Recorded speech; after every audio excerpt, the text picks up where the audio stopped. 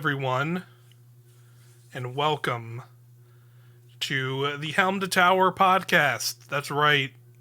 We're doing another podcast, everyone. That's right. That's Can't right. Quit us. You can't quit us. Helm to Tower will be slightly shifting here as I'm opening the show here, just to give everybody the lowdown of 2023 is the year of podcast for Helm to Tower. That's going to be kind of our focus going forward, and kind of the main piece of content that we're going to be producing for the channel. Just because that's easier on my life and I think both of our lives.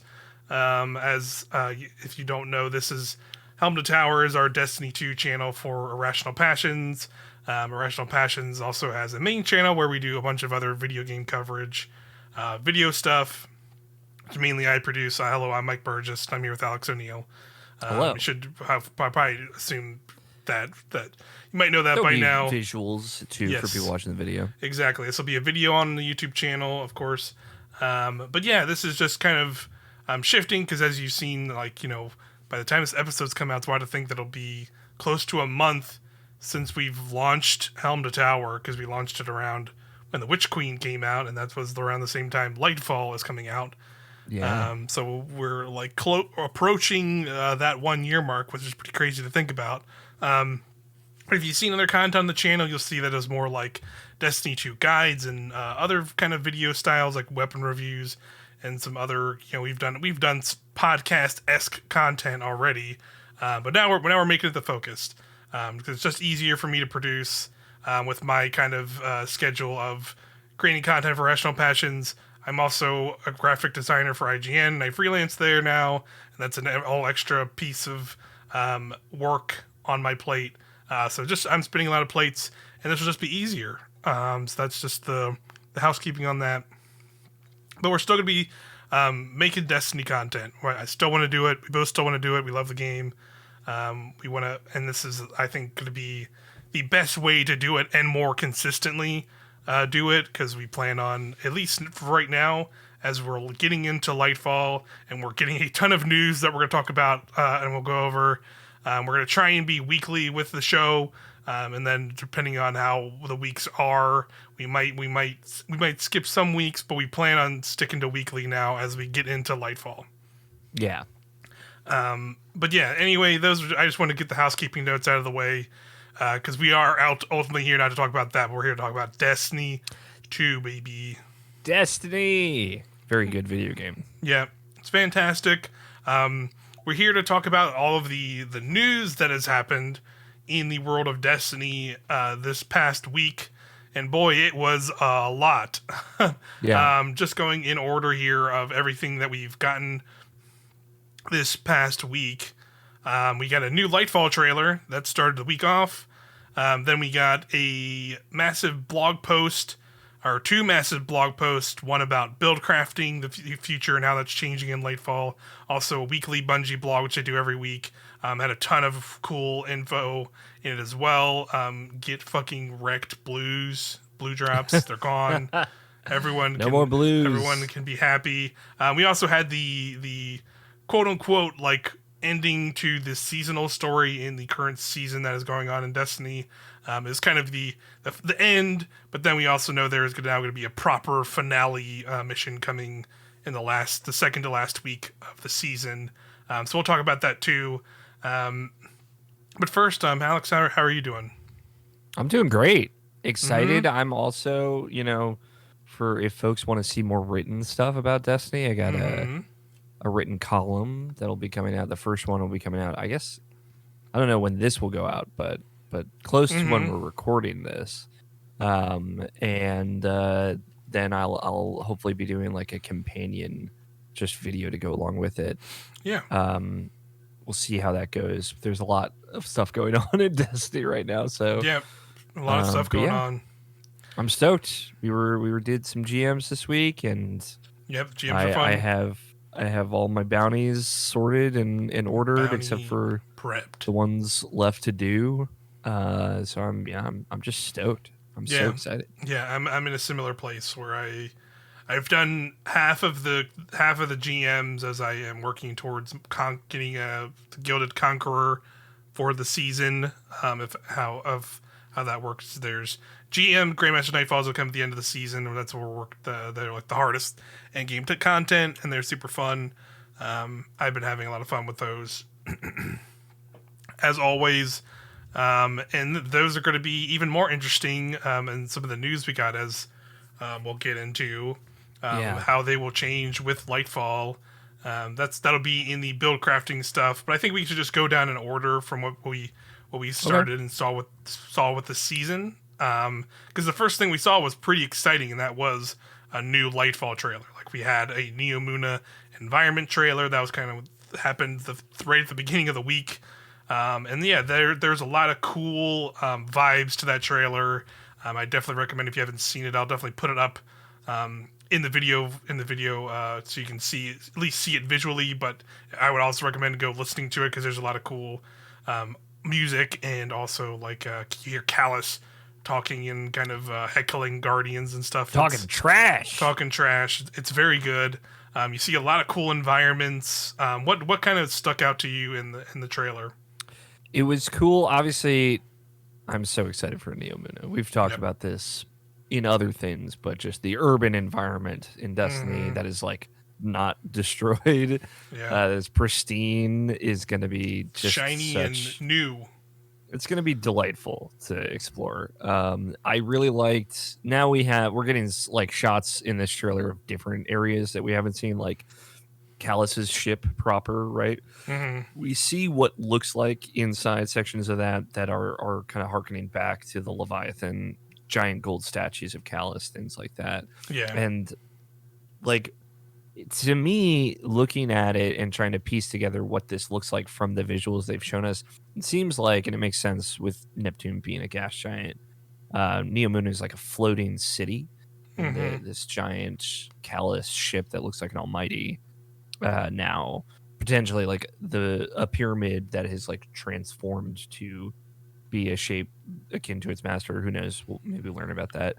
Has like crashed into the city in the sky, so they're both kind of floating.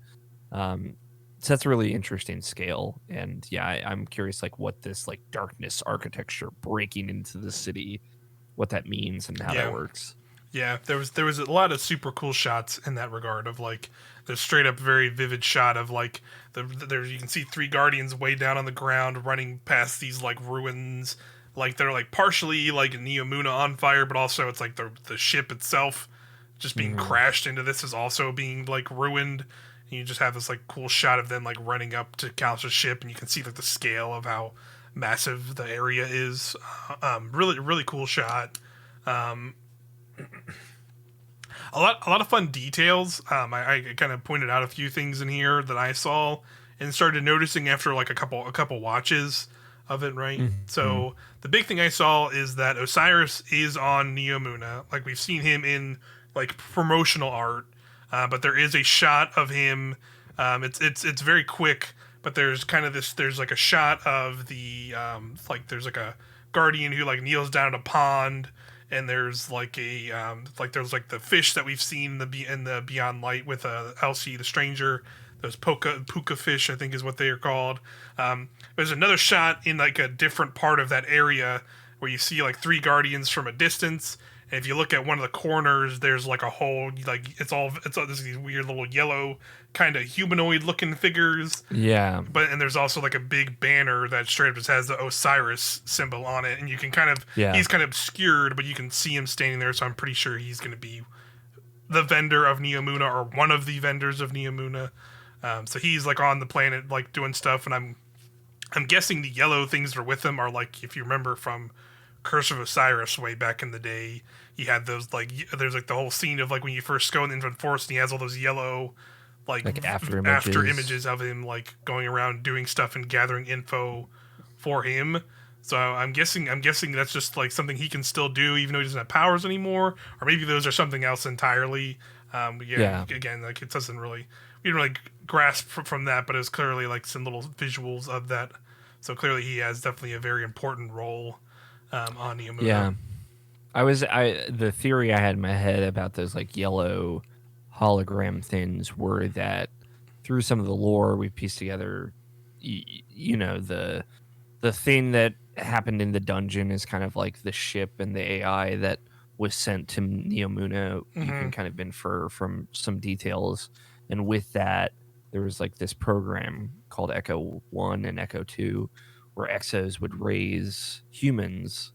So I wonder if these like holograms are like the minds of those exos, like uploaded to a kind of new interface that has happened over like the thousands of years or whatever Yeah, since yeah, they got here.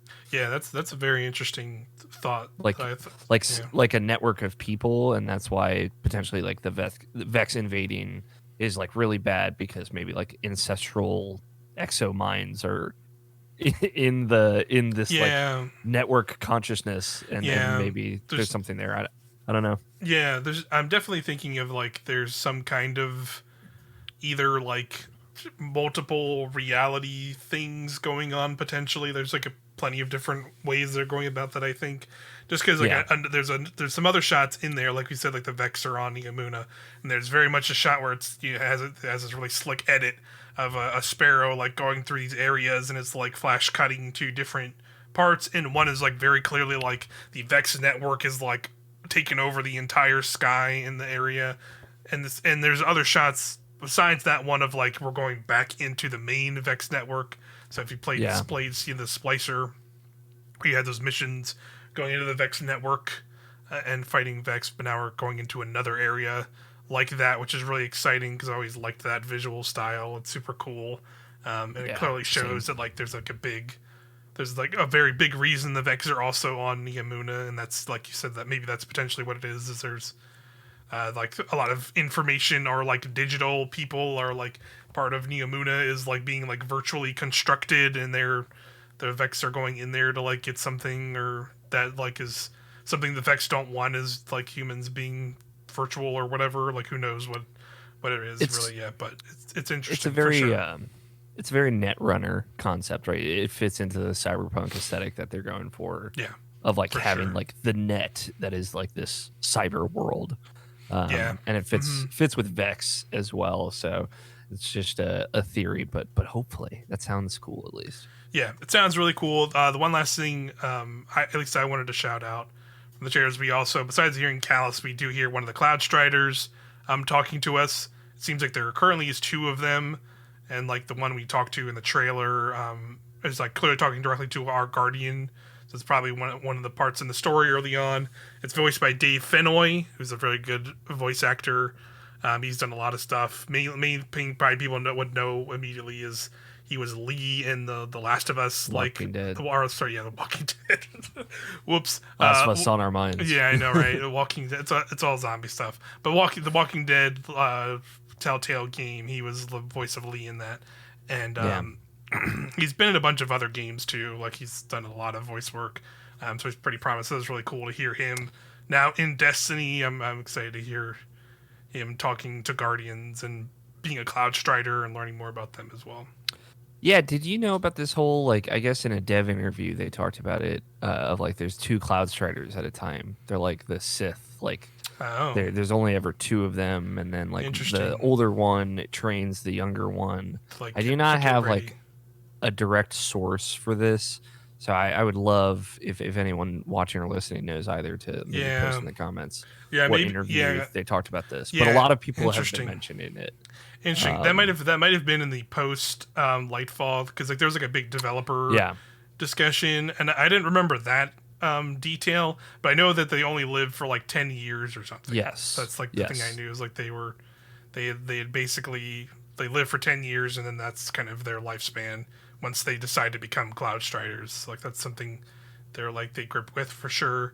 Yeah. But that's interesting too that there's only two of them. I definitely was curious about that because like that makes sense in terms of like something else we also haven't seen is like there's not just like people like walking around the city, but like the Cloud Strider directly references like the people of Neomuna Yeah. in his voice line in the trailer. But we've like if you watch a lot of footage, you just don't see like people walking around or like oh god, there's like battles going on. So like clearly there has to be like a reasoning behind why like there's no people here even though we're protecting these people at the same time like even if it's just like they're hidden away in some bunker somewhere and we can't let people, or like, they've been like digitized, like you said, like they've been like digitized and are like being kept safe until the battle's over or something. Like, who knows? Yeah, that'd who be knows? really interesting. Who knows what it is? Like, but yeah, very very interesting. I'm not sure. There's still plenty of stuff to learn about Lightfall, and like I said, yeah, this episode this episode will come out and will basically be a month away from Lightfall, which is pretty crazy. I know. I'm so excited. Pretty crazy to think about it. Yeah, we're at that part where I'm like thinking about it every day, and it's like, oh. Yeah, I know, right? Just thinking about it, just waiting for them blog posts to drop or the little teases to drop, seeing what new details we got. We definitely got a lot of stuff this week, which is very exciting. Since we're on the subject of story stuff, I think we could also talk about the week 7 of the season, which is basically like the quote unquote ending. Like, we ended the kind of main quest that we've been on for the season so far, which is called More Than a Weapon.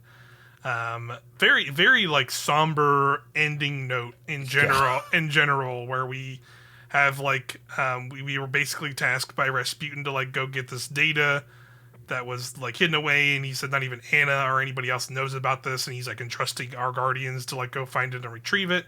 That's like this little like brief like Cosmodrome mission that you do, which is cool. Very cool. I like going back into that bunker. That's like the OG bunker in a lot of ways. Yeah, it's very interesting. It was very cool. It's cool to see that area back. And he dropped another kind of big info dump on us of like him. There was a lot of like speculation early in Destiny 1 that Rasputin shot down the Traveler. He himself says in this that he didn't. He almost did it because he was afraid the Traveler was going to leave us at some point, and then he didn't. Anna talked him out of it in the moment, which is very interesting too. She doesn't remember it. He very clearly says, obviously. Yeah. But like that must have been like in those literal moments when the fleet is like pressing down. Yeah. I wonder if I keep trying to tie this stuff and everything about the Traveler that we're learning now, which I'm sure we're going to learn a lot in this new expansion and probably in later seasons as well. But like try and tie this back to what we learned at the end of Witch Queen with Savathun in the epilogue mission for Parasite, with like she did something to deceive the Witness into thinking the Traveler died. Right. And I just, this all feels connected to me. Yeah, for sure. Yeah, definitely. I think a lot of the running theory is like people are expecting the Traveler to leave at the end of this season. I definitely think that's like kind of what I've seen people really really gunning home about. Because like, I think that just comes from like where we hear Lightfall, we know something bad is going to happen, so everyone is trying to figure out like the bad thing that's going to happen, right? And maybe it ties back to like what you just said, like maybe it is just about like the Witnesses thought the Traveler was dead this whole time, but then obviously it's obviously knows that's not the case anymore, because that's why it's coming to our solar system. And it's also been like clearly searching for something, because that's also been like a big thing that like I think has not really been talked about enough. Is like, we learned from the dungeon that like the Witness and took Mars and was like searching for stuff on Mars, and like opened up all these crazy time anomaly things that are all over there, and that's ultimately why we're also in the dungeon. And he put it back in our solar system for a reason. I'd have to feel like that's not just like he just did that because he wanted to, or it was like, I feel like, or maybe he was just done with it. But there's also the whole thing of like, in Season of Arrivals and Beyond Light, when we got the content vault, the whole thing was the pyramids showed up on all those planets and were there for a reason. Like, they couldn't have just, other than to just like obliterate them, I think there was maybe more of a reason to that. And I think that was because the Witness was like sending those fleets there to search for something. And like, it wasn't necessarily the Traveler, because obviously the Traveler is on the moon, or on the moon, on Earth. And like, but all of those pyramids are on other planets. So like, he clearly just doesn't want the Traveler itself. It wants something that will, to fight the Traveler, or some other kind of thing that we're not aware of that's like, involved with the Traveler, maybe. Yeah. Like, I think there's like some thread of the Witness is looking for something, and that might ultimately mean why we're going to Neomuna and why Callus is on Neomuna, as he's clearly like looking for something that either can fight that allow them to more directly fight the Traveler or stop the Traveler from doing something or do something. Who knows what that is yet? We don't know for sure. But I think ultimately I think we're both on the track of like there's something more to his schemes, right? And I think everybody's just trying to figure that out. Yeah, for sure. I think that's like that's going to be the plot of Lightfall, most likely. So yeah, and then we're close going into the final shape, right? Yeah, for sure. Yeah, exactly. Like what the plan is. But yeah, regardless of that, like the end of the season happened, and that was really interesting. The tone was somber. The tone was very somber. Felt like a goodbye for sure. Yeah, you had that kind of mission with Rasputin, and like the whole time throughout the mission, he's like, being like, "Well, I've done horrible atrocities to everybody, even though some of them have been justified. That doesn't like excuse them." He was very kind of somber about it, and then after you finish the mission, you get those kind of weekly little radio transmissions. And that's like what you were saying. Like that mission straight up felt like Rasputin basically just saying his goodbyes. Yeah. In a way that was just like, geez, I think he's gonna sacrifice himself at the end of the season. That's kind of where I'm at. Now, I'm not sure exactly what that sacrificing will do. I guess if it's to maybe destroy the granted the Seraph station was technically I think we learned that like it was built by Clovis Bray to like shoot and trying to destroy and attack the Traveler. So maybe there's something where like he doesn't want that in the hands of anybody, so maybe he's just gonna like destroy that station. Maybe there's that, and the only way to destroy it is by like sacrificing himself or something. Because he's connected to it in some way, or it's maybe something else. Like maybe the pyramids are actually going to show up at the end of the season, and he like does like some kind of last ditch effort to destroy that stuff. And the only other thing I can think of is like the big thing with this season that's been going on is like he's been kind of stun locked because of Shivu Arath. Yeah, and we know Shivu Arath has this ritual where if enough war happens or like the war stats are activated or something, that'll basically open up a portal so that her fleet can come into our system and just fuck us up. So it makes a lot of sense for like this literal AI mind. He is called the Warmind for war, and like that's kind of all he's known this whole time is this warsat network, and has all this power. And now one of the Witness's biggest disciples is Shivu Arath, who is the god of war, the hive god of war. So like how do you fight a war god who's only gonna get more power from a war? You can't really do that with Rasputin. So that's why I think ultimately he will be taken out of the equation, unfortunately. Although I think it's kind of sad to see him go in this way if that is how it goes down. Just because they finally spent this whole season bringing him back. For like we got like 3 weeks of like really cool like lore from it for sure, like hearing it all directly from him, but for him to just kind of be gone potentially for like the biggest kind of battles in our future would be unfortunate. But they are making the right, they're making it in the context of all the stuff that's been going on, like it makes sense. Yeah, and shout out to our Lord Daddy Bife. Made a great video about when Shivu Arath like cornered Osiris and he lost Sagira. Like it was like her act of sacrifice that stopped Zivu's magic. So Rasputin doing something similar would also make sense. It would be like counter to her plan and could backfire it. So right. I think that also makes sense. There's like a precedent for this that also involves Osiris. Osiris is heavily involved this season, right? But also all of these seasons, in a lot of ways, have felt like they're setting up players and future things. Like Season of the Haunted setting up Callus, obviously in Lightfall, and Season of the Plunder setting up Aramis and Mithrax and Ido, and now it feels like we're setting up Rasputin to end that journey potentially, but like we've also talked about him potentially being resurrected by the Traveler Yep. in a season next year makes a lot of sense too. Yeah, that'd be really cool if they brought that full circle. Super cool. Because it's because that was definitely like one of like Crow becoming a guardian or being a guardian and like the early concepts of original Destiny. I think Rasputin was also a guardian. Yeah. So that'd be super cool if they turned it around and made him a guardian for this final battle or whatever. I'd be totally but he might interested in be that. he might be out of the game for a while. I do think that that's going to happen. It's also very very possible for sure.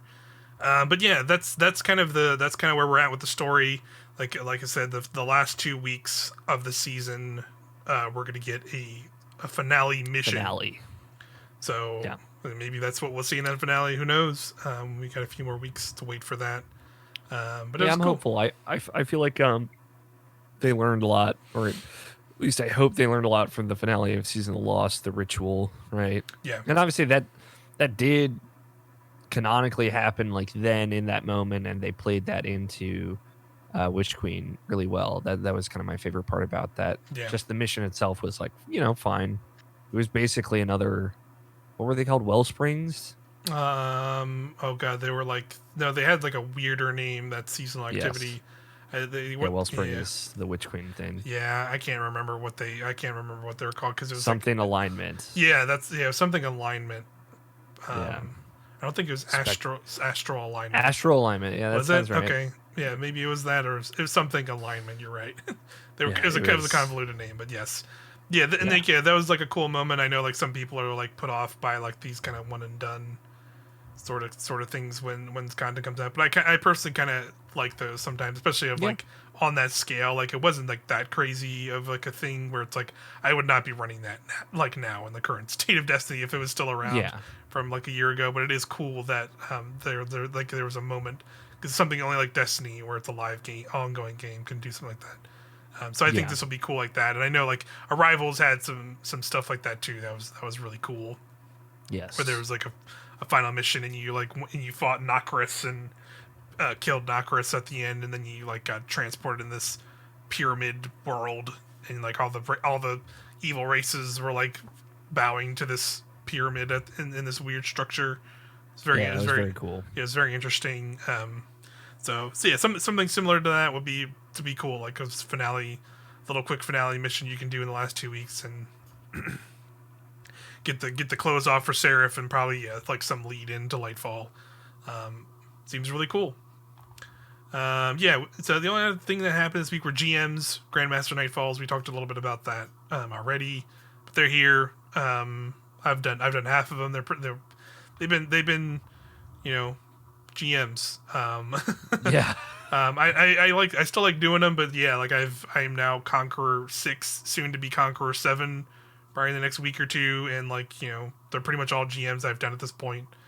So I'm looking forward to the changes we're going to get into, and I know they've also talked about there will be like strike reprises with like the overall Vanguard rework stuff that'll also be coming in Lightfall. I'm pretty sure they said it's Lightfall because they said this stuff will be coming after the competitive PvP rework, which was this season. So I think this stuff will be coming with Lightfall, so I'm curious to see what all of that is.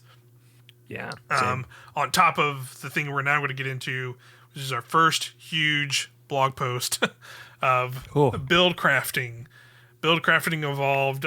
They're breaking it down for everybody because, as you know, if you've been following the game, you'll know that like a week or two ago they put on a patch that literally just gave everybody the mods. Every mod that's in the game, they just gave them all away to everyone, which is a smart move. So you can use them as they are in the current state of the game, and try them out, because they are basically reworking pretty much all of those systems across the board in Lightfall, which is pretty insane. We're not going to go word to word through this blog post. I can link it in the video description if you want to like actually read it and get the more specifics. We are going to like just kind of like jump to some of the big beats, and kind of give our thoughts, and also like we will have like some parts cut out, but let's just get into it.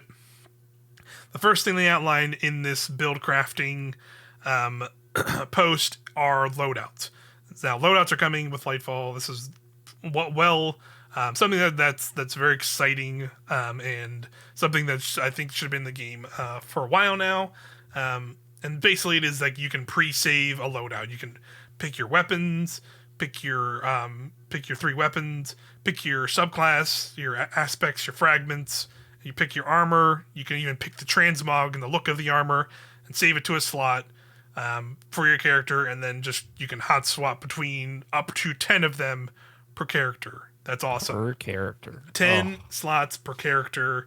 That's amazing for me because I am a sicko when it comes to some of this stuff, where even now in the game I have like 4 builds specific to each element per character, and I'm even already starting to like pull out armor for a build for Strand and this, so I will have all of those saved, and we'll probably even start making like secondary builds for those elements too now because we can have these loadouts that make it easier to just like, oh I want to try out this, I actually do want to try out this, weird arc warlock build that I was thinking about doing that sounded kind of cool, but like I don't want to like do it and then not really, like then have to like rebuild my other loadout all over again every time I want to try something new. So I've definitely felt the vibe of like, at least for me, it's like it's nice to just kind of run the things I like and stick to them, and then like then occasionally change it when I feel like it's good to change or try something. But most of the time, more times than not, I just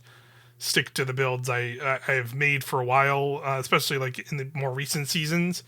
Once we got 3.0, I kind of made my 3.0 builds and I've kind of stuck with them. So it's cool to like now have much more reason, because I can save all the builds I have that I like already, and now I can start experimenting with other stuff in a cool way. Yeah, and the way, like, I really appreciate them having like good screenshots in this that are like updated from the ones we saw way back in the Lightfall reveal. The way they have it laid out, it makes it so easy to just like take a single screenshot, send it to someone, and it's like, okay, I know exactly of everything that you're using. Yep. Just boom, done. Obviously, having everything one page, multiple loadouts, like I agree with you. Definitely have the hankering to make multiple like subclass loadouts. I've done the thing where I have like 4 armor sets, and each one for each elemental affinity, which also won't need to do that anymore, which we'll talk about in a second. Yep. And then just kind of swap my full armor set so I don't have to like go in and change every little thing. This just makes this easier. Loadouts is like a thing that obviously you can do on like dim, but I don't like to use dim, and I don't like to have to go back to orbit. We don't know if we're gonna be able to avoid that with this. We'll see. Yeah. But yeah, it pulls from your vault, right? I imagine it'll send things back to your vault as well. It's just it's great. I love this. Starting with 6 also is very good. Like they said, anybody that plays regularly should probably be Guardian rank 6, which is what you need to be to have all the mods and 6 loadouts unlocked, which is great. That's a really good starting point for sure. Because like you mentioned, that's worth mentioning that like they're introducing Guardian ranks, which they've gone over a little bit, but have not gone over like too in depth. But basically, it seems like it's like gonna be a new way to onboard people in a more direct way, rather than just like, hey, you do that Cosmodrome kind of intro New Light quest, and then it just kind of throws you into everything, and you just kind of have to figure it out, or have somebody tell you, more or less. We're getting kind of an idea of it from the negative space of this post, right? Like, at rank 6, you'll unlock all the mods, but it seems like as you rank up, you'll unlock mod by mod, and potentially ranking up will involve using those mods, right? And loadouts and things like that. So it definitely seems like it. We also, you can see in these screenshots on the build crafting blog that we can see that the triumphs tab of the menu is gone. It's replaced with Journey, which is Journey, the PlayStation 3 classic. That's Journey. right, baby.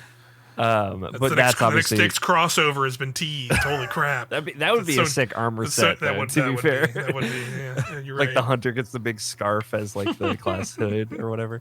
I want a ghost that just gets like a longer like tray. Oh yeah, the little scarf. Yeah, that'd be really good. So that's gonna, I guess, triumphs will be kind of folded into guardian ranks, presumably, and that's what that menu is gonna be. And we saw like one screenshot of it, like being like this kind of arc as you rank up. Yeah. From the Lightfall reveal. I'm sure it's Yeah. been refined since then. So Yeah, for sure. Very, very interested for that. Yeah, I'm sure that'll be a thing they go over. that'll be one of these weekly posts that we're going to get. There'll probably so. be a pretty big blog for that, I would imagine, in the coming weeks. So that's definitely something I'm interested to hear more about. But yeah, going with that, a big thing that's also changing is just mods. Period.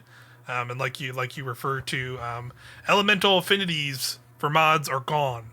Poof. Yep. So if you know in the game now, like you have your armor pieces, you can go to your piece of armor will be a solar piece or a void piece, and then depending on what that is, like that's the selection of mods you will have in your armor, your piece of armor, and then you can choose to spend like glimmer in an upgrade module to like change that to a different elemental affinity to get access to the different mods.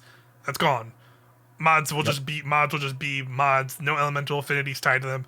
Makes a lot of sense to just get rid of this now as they introduce more subclasses and element types, and not make it that just continually make it convoluted with like 5 different elemental affinities or more for armor. Like it makes a lot of sense. Yeah, and they're folding categories of things together. Like loader mods are now going to be based on the damage element. For example, like solar loader, and it just reloads all your solar weapons.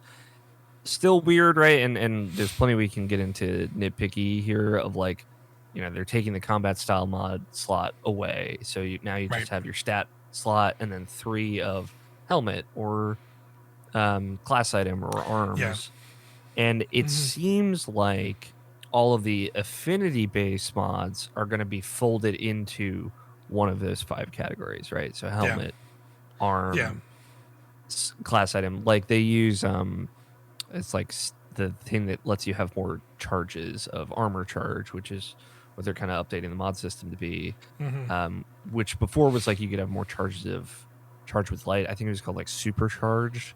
This used to be a solar mod. Yeah. I know we're deep in the weeds, but I know the Destiny, the true Destiny fans we're talking about build crafting. We're to get deep in the weeds, y'all. So. Yeah, exactly. There's no way to avoid it. This used to be a solar mod. They reference it in a build that they don't show, which I'd like to see. That obviously, I'm sure we'll get some of that in videos or something in the weeks to come. But they say it, and they like write out a build of like supercharges in is a chest mod. It's like, okay, I'm very curious to see what that distribution looks like. Obviously, they say some mods are going away, some are being folded together, some are gone completely, like Warmind Cells. But I'm curious, like, what dictates a mod going to the helmet slot or the boot slot? I hope that it's not one of those things where it's like kind of damned if you do, damned if you don't, where it's like there's no good place to put some of these things, right? Yeah. It's definitely going to be an interesting system to do, but I think it was clearly like a very change for change's sake is part of what I'd say is one way to put it, but like it's I think they were, now that we are in the world of the 3.0 subclasses and how those mods were not designed around those kind of classes and how they were built out, I think like having the combination of some of the mods we had and how they were, and now how the 3.0 subclasses worked, were making us like so obnoxiously strong. As some people would in the community kind of feel like the game is right now. I agree to an extent with some of those feelings, and I think there was definitely a part of me reading this that felt like they're trying to, I don't mean this in a negative sense. I think they were trying to rework this system to kind of sort of reset the slate of our power level in a way that like that felt similar in a way to like what they did with right before Witch Queen came out, when they did the tier supers and they changed a lot of their super times. Like this feels like a lot of the changes were deliberately made in ways to like reel in some of the like insane ways we could just like you stack multiple mods of the same type, or stack mods in a way that we like we're not really using charge with light mods for charge with light. We're using them for elemental wells to get abilities Yeah. back so insanely fast that we can just ability spam in a way that we just weren't able to before in the game, and it just made us like obscenely powerful.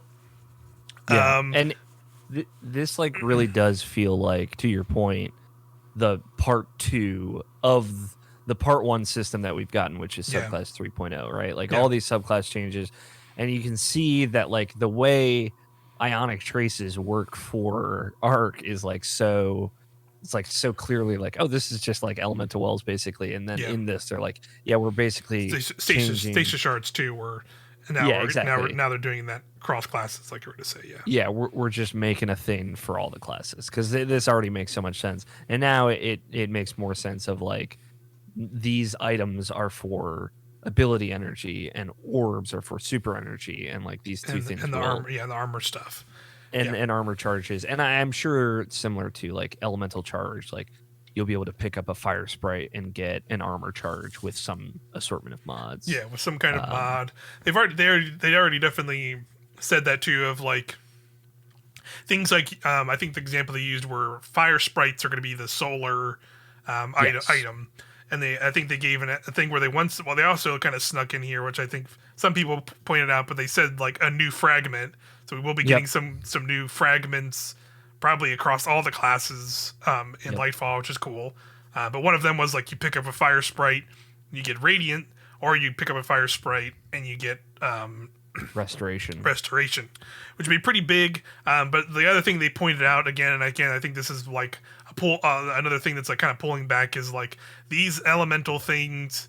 I think it will give you ability energy, but they will not like proc other kind of ability or other kinds of perk things unless you were running that subclass or that element type specifically. So like you won't get those things if you're not on solar, if somebody else is making them and you're picking them up from them. Yeah, and like that restoration thing, that class item thing, right? Like Well of Life, a solar elemental well mod before would give you this like standalone healing buff. Yeah. If you had that on and picked up a solar elemental well, only solar again, so you can see how like the architecture of the system is now being like just updated in a way to be like, oh, now you pick up Fire Sprite, which is a solar elemental well now, and you get Restoration, which is a solar verb, and it's like boom, okay, yeah, now that's a better buff, and that makes more sense, and you can then put on like fragments. It's like, okay, now Restoration lasts longer.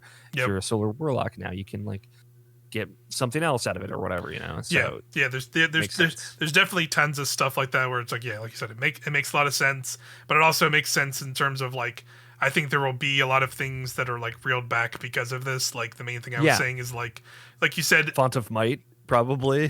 Font of Might.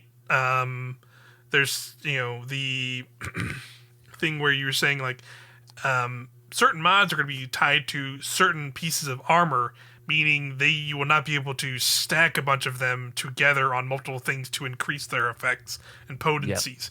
So that means like a lot of that stuff will probably be gone, where you can't just stack mods to get an insane amount more of stuff, or stack things for like elemental well type builds where you can get multiple effects from different elemental wells, where like now it seems like you will now just be able to be like, hey, if you're not on void, when somebody makes a void breach, you can get up and get some ability energy, but you won't get like probably like maybe devour or give some volatile rounds. Like, whereas now if you could run multiple mods, as long as somebody's making void wells, you could get benefits from that. So that seems like that is kind of the pullback from elemental wells, for sure. And it cuts out confusion, like high energy fire, right? And Font of Might both being a thing. And the way they described armor charges, it makes a lot of sense now. It's like armor charges each a 10-second buff. You have Font of Might for as long as you have an armor charge, right? Yeah. Stuff like that. They can just kind of fold those two things together. Boom, it makes sense. It's easier. It's better for the player.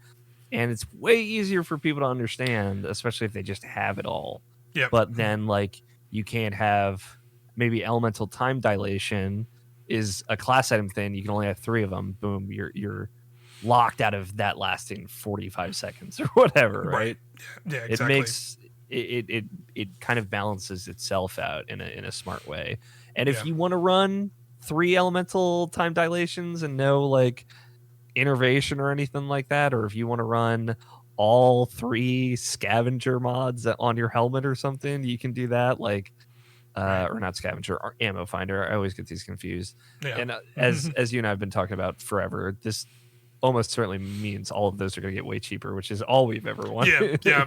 So many loader mods and Scavenger mods. scavenger mods, like they've been so expensive for so long because they made them expensive because they're PvP and they don't work in PvP anymore, and they just never reverted that. So this seems like they're finally doing that, where they're bringing. I think they just said across the board they're bringing mod cost Everything downs. down. But that's not entirely true, because people have also pointed out from the some of the images that I think they upped the cost of like the resiliency mods, which like that makes sense. That's fine. I can, Yeah, like that's fine. like that is like currently the most important stat you can have in the game. And they didn't like make it 5. They made it 4. Yeah, 3 to 4. 3 to 4, so which is still it's still totally fine. They also have included, they also mentioned that obviously another big part of this. So many big parts of there's this. so many big parts. It's so exciting. Yeah, Artifice armor is obviously a big factor, and artifact mods are also a big factor.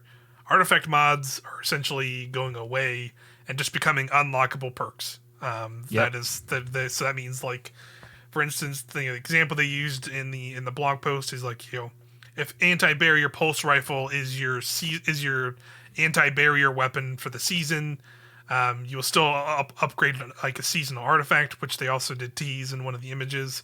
We can talk about that in a bit if we want. But the now, once you get to that tier, I would assume that you're still unlocking tiers of mods, quote unquote, or tiers of perks, I guess would be what it is now. You're basically, when you pick one, that'll automatically apply to pulse rifles that you have across the board. You don't need to slot a mod into your arm slot anymore, which also vastly opens up the mods you can wear, which is really awesome. So now you can just focus on, hey, it's going to be anti-barrier, pulse. I can just put a bunch of loader mods to make my pulse rifles load faster. Or I guess, that's what is more elemental based. But I'm assuming there'll also be maybe kinetic loader, I would imagine. Yeah, I'm sure there will be. So similar that would apply to a bunch of stuff as well. Yeah, kinetic siphon, the orbs of power one. Although how that works, I'm not sure. That those might go away in a weird way in this and just be folded into the former elemental well builds. But this is great. I imagine it's going to be like it was before the last few seasons, where if you can only have 12 unlocks, you can only get 2 of the final column perks, which makes sense. Like, imagine just having weekend clear. Boom. Yeah, you just have weekend clear. You don't need to slot a 7. Yeah, 7. That's why, because that's unstoppable. Grenade launcher. Unstoppable. But still, grenade launcher. But still, you just got it. You just got it as long as you select that perk. Yeah, it's an amazing, really good change. And it makes things like pulse rifle targeting in the class item mods, which are never like a priority for me. Yeah. Way more interesting, because it's like, oh, this just benefits me always. Yeah, I'm just always getting faster A down sights or whatever. That's great. Or like all the mods that are like faster reloads on particular weapons you're using or whatever. Like now, again, they're going to be element based, but like that makes those like way more interesting, and like makes you think about those mods more for sure. Because like now it's not just like, oh, by default my armor slot's just going to always pretty much be these anti-champion weapons. Or anti-champion mods. So that's yes. I'm really grateful for that. But obviously, since those mods are not going to be a thing, Artifice armor is changing as well. And Artifice armor is something you can get from Master Dungeons. And it basically used to give you an extra artifact mod slot where you could just slot in seasonal artifact mods into it, so you could have three up to three artifact mods on your arms if you wanted to, or any piece of armor. But those are being changed now to where the extra slot will now give you a choice of a bonus to one of your stats. I think it's like a +3 or +3 or +5 to one of your stats, which I could still be really useful. It makes it actually. Yeah. It seems like it would actually make it worthwhile to like get a full set of Artifice armor. Considering like if you add that all up, that would be +15 to a bunch of your different stats, or like one particular stat or a few stats to like kind of even them out. And I know there's been plenty of times where I'm at like, tier 98 or 97 or, on one of my stats. And it's like, well, if I have an Artifice mod, now I can just bump that up to the next tier. I'm getting that benefit. So good yep. change. And that actually does want me to really go get Artifice armor, even though they haven't said if it's retroactive yet. Definitely hoping, crossing fingers, it's retroactive, because I definitely have a lot of pieces of that still. Yeah, same. But if it's not the case, then oh well. I guess we'll go grind it. It's not the end of the world, but it'd be nice for sure. Yeah, for sure. But I'm sure you're sitting there worrying all of these folded together mods that they really want me to run a single element. That's not going to work. How can I do that when I have to deal with high difficulty content with match game? Boom, match game. Match game is fucking gone. Well, I think the specific words where match game is being removed from end game activities. So they could put it in like normal strikes or some other thing, but like fucking whatever. Like those are so low level now that I don't think that would make that much of a difference to those, regardless. But yes. Literally, like, I'd still think the, like, number one worst, like, high-end, end-game, like, difficulty thing was match game. Because it just, like, it restricted so much of your builds on top of having to deal with champions. Which, we'll get there. Yeah, which, is even going to be different in general still, as we, even on top of the just blanket unlockable perks for weapons, there's even more, which is nuts. No. It's like Christmas. Yeah, it really is. Match game gone. It's like Gambit now, which I think is very funny. You won't be the first mention missed. of absolutely not. The first mention of Gambit on a Bungie post in maybe 12 months, and it's referencing to how match game is going away. You're totally right. Oh boy, I was gonna mention that of like in general. Like, granted, we have we still have a month and plenty of trailers and hype build up to talk about, but there's also definitely been like notice that when they're showing those trailers, there's been no real like PvP, even PvP like usage of like seeing like Strand on like a Crucible map or something like that. It's like, this is kind of telling. Just don't want to talk about it. So kind of telling where what's going on here right now. But it's gonna come in hot. All right, we all know. We still got time, but that's where we're at with that. People are gonna be upset. Regardless, they're going to be upset regardless. I think I already said that of like, we haven't gotten the TWAB yet, but there's a lot of like big, I think PvP changes and requests that are being announced, and I've already seen people being like, PvP is going to be good, it's going to be saved, yeah, and then like a month from now, Strand is killing PvP in Destiny 2. PvP in Destiny 2 is dead again. It's like, I can't. You can never win with those people. I'm just tired of even looking at some of that stuff some days.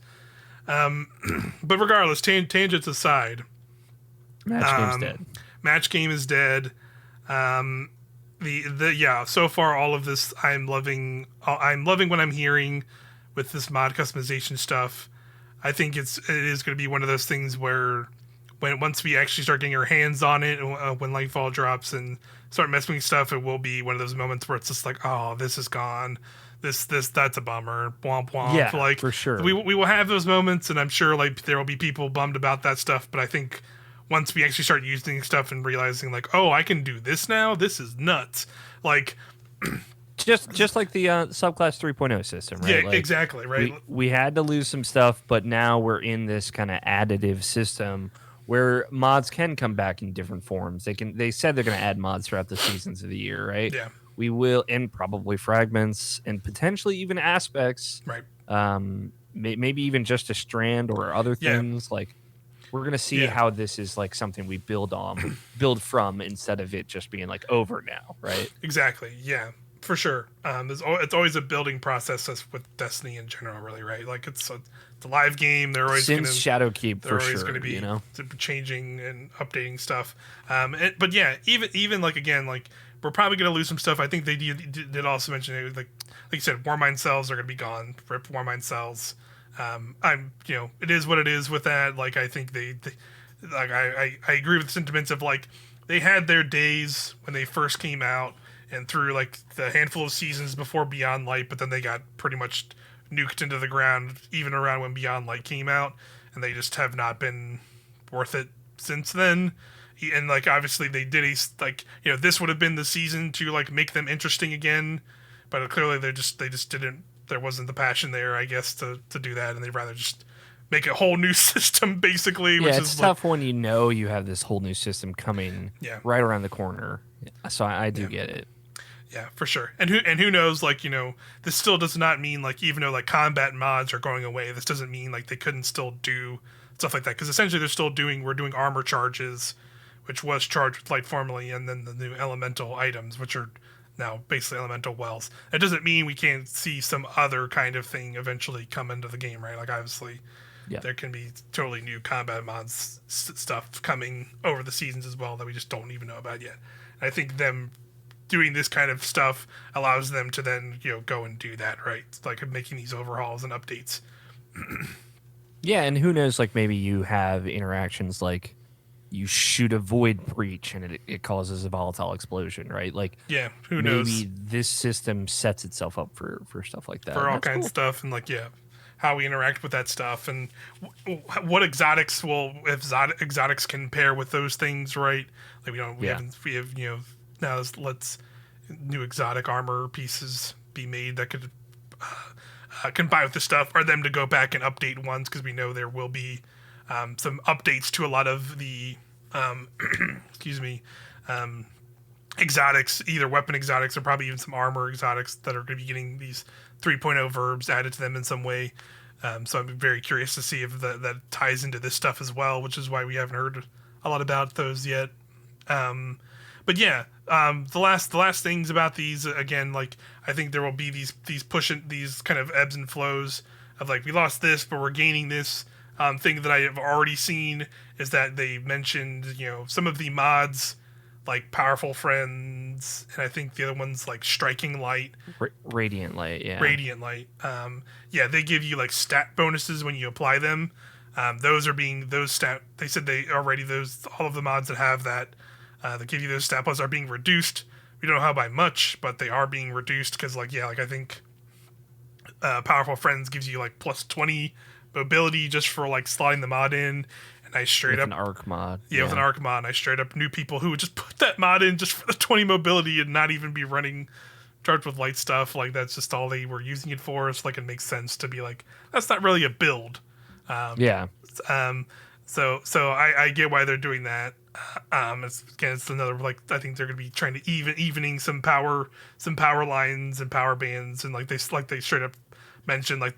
They didn't mention specific builds, but they were like, hey, there are some builds in the game that with mods that are like way overpowered, and this is trying to bring them back in. So I think that there will also be that aspect of the mod system that'll kind of come.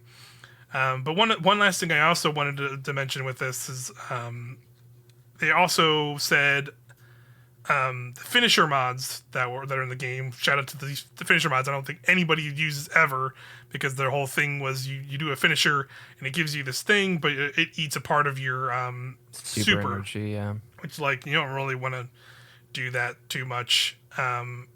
So that was never really great. But now they are going to feed into the armor charges. So now that when you do a finisher, they will proc those. So I read that and I was just like, holy crap, that could be pretty huge, because I remember some of those mods being actually pretty potent, but it's just because they ate your super and never really wanted to use them.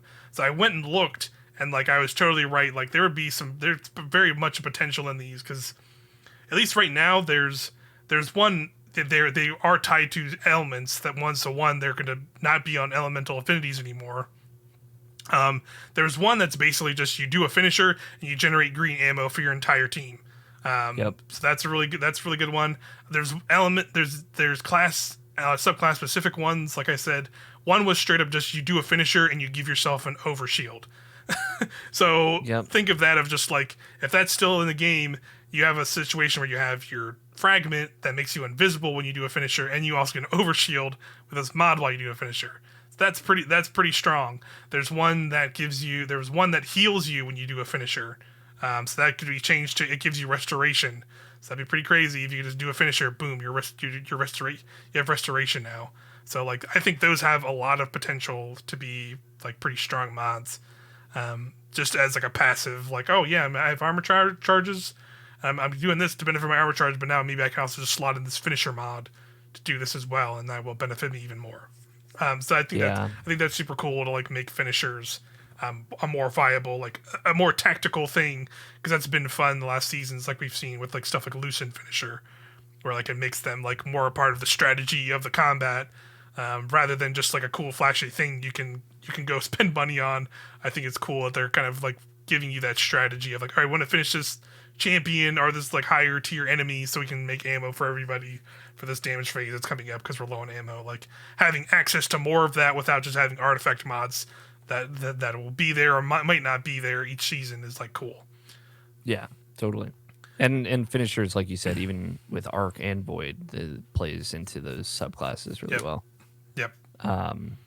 The last thing on the blog is champions. Yep. Now, yeah. This was just like this is huge, eating your cake and having it too type deal. Like this is like so nice. Yeah, this was my feeling was that like no matter what kind of things we lose and feel like we're nerfed by a champion or by like these mod changes, champions were like nerfed way more than we ever were for these changes by the things they're doing here. It's like insane how huge of a nerf this is to champions in general, because what they are doing is tying anti-champion stuff to subclasses. And I'm just going to read this verbatim because I copied and pasted this here. So barrier champions, Solar, Void, and soon to be Strand will counter barrier champions. So when you have volatile rounds, you'll be able to pierce the barrier and stun the champion. When you are radiant, those attacks can pierce a champion shield. And then Strand will also have a piercing barrier thing as well. I'm going to guess it might be a similar thing. Like maybe there's some kind of Strand rounds. Like strand rounds or like some kind of strand buff you are giving yourself to then pierce the rounds. Like I feel like that fits into what those are doing, right? Yeah. Overload champions have arc, stasis, and a void counter. Or arc, stasis, and void counter overload champions now. Damaging an overload champion by triggering the jolted condition stuns the champion. Likewise, suppressing the champion stuns them, as does slowing them with stasis. Bam. That's gonna be really strong. I love that. Bleak Watcher is immediately anti. Bleak Watcher overload. is permanently, because like they're stunning. Bleak Watcher's stunning this season with the one of the grenade mods. But now it's just permanent, and that's freaking wild. That's so cool. That's cool. And then the last one is Unstoppable Champions, which is going to have Arc, Solar, Stasis, and Strand to counter them. Blinding and Unstoppable Champion instantly stuns them, encasing them in Stasis, which also means Bleak Watcher, and then shattering it or triggering a Solar Ignition on them likewise stuns them, and then Strand will also include a Unstoppable counter. This is huge because, as you said, like this opens up all kinds of general weapons that just can proc these abilities. All kinds of subclasses that can just do these naturally can immediately just stun champions. You don't even need the specific seasonal weapon to do that even more. So that's really cool. And crazy. And there's just been so many things I've been running wild with of like, okay. So blinding unstoppable champions. Does that mean blinding grenades from GLs? Does that blinding count? Maybe, maybe not. Maybe it's just the arc blind, because I like that would, because I think, looking into it, like I think the blinding from a GL does not necessarily trigger blind, but like affects that when you proc like blinded, and when you do blinded stuff on arc. I don't think blinding GLs proc any of those things from my recollection. So maybe those are technically different. Maybe that might not work. But the fact that, like we said, Bleak Watcher on its own can deal with unstoppable champions and overload champions is pretty wild. Yep. People have already been calling out chill clip state fusion rifles. Like you can run the Warlock Radiant pants, the fusion rifle pants, with those, and be able to stun every champion in the game with a chill clip fusion rifle and those Warlock things. You can run Vex Mythoclast with those, and it now is like probably like one of the best anti-barrier champion weapons in the game. It's with so those real, those legs, like that's like it's insane. Like Titans with their easy infinite throwing hammer can just like proc radiant by throwing their hammer at a barrier champion, and then just sit there and infinitely throw their hammer to like break a barrier shield down. Like that's insane. Yeah, the Stasis Warlock Super is like, which I already used for unstoppable champions, now will actually stun unstoppable champions as well. The Titan Hoarfrost Barricade will just stun overload champions, right on their face. Yeah, just absolutely get up on them and just stun them with slow immediately. Yep. It's just it opens up the entire game in a way that, again, just feels like this missing piece. Yep. And to me, this feels like part 1 of a champions change that we are going to get the part 2 of later, which could be new champions, like a 4th archetype of champion. It could be introducing the missing champion to each race. Obviously, it could be a new race that has new champions, or just has its own set of champions and kind of incorporating them in there, or champions becoming more, I don't want to say rampant. Like, I don't know if this necessarily means more champions, right? Because they're going to be easier to deal with. But I think just used differently and made stronger in their own ways, right? Yeah, I think so too. Which is okay, obviously, because right now, like Lightfall season, we're just gonna absolutely roll over champions in every direction, which is gonna be great. So when they get their inevitable buff, it won't be for a little bit. And this is like just great because it makes you feel so much less useless against champions just because you ran out of space in your arm slots. And it makes it exactly. It makes it more accessible also, because like sometimes they're, as frustrating as it can be to like still load into a Nightfall and just clearly have people who like will just refuse to run, either refuse to or just not realize and just don't run anti-champion stuff, and then it's clearly like I am the sole person running through this Nightfall with all with the champion stuff on because I want to get this done quickly. And now I'm the one having to deal with all the champions every time. Yeah, like this opens it up in a way that I would hope like more people interact with like that stuff, because they don't have to necessarily be using a weapon that they might not like. And you think about in-game LFG being added to the game, this just alleviates so much pressure off of that system. I think it just makes it way more people are going to feel comfortable kind of jumping in. Because it's like, hey, like there's overload stuff in this. Could you switch to Arc? I know you don't necessarily have to throw on this thing, but could you switch to Arc? Because then you can help with them. It's like, okay, yeah, I can do that. So much easier to understand. Yeah, for sure. Yeah, I'm so excited to see all of this stuff in place. Again, it's just one of those changes that makes immediately my mind run wild. Of just like, okay, so now I can, with my current Arc Hunter build, I do a dodge, which gives me lethal current, and then I can melee a dude, which does blinding, so I melee and do blinding to unstop, and then it also sends a jolt of energy out, which can also stun an overload champ. Yeah. So like my And suddenly single arc punch. You're One can Punch just, Man. Yeah, exactly. My arc can do that. Like I can do that on Titan as well, because like Titan also I think has like a similar where he has like the running Titan charge does like I think it blinds them when you charge into them. So you do that on Unstoppable Champions now. And like stuff like Collective Obligation just become even more Yeah, overpowered.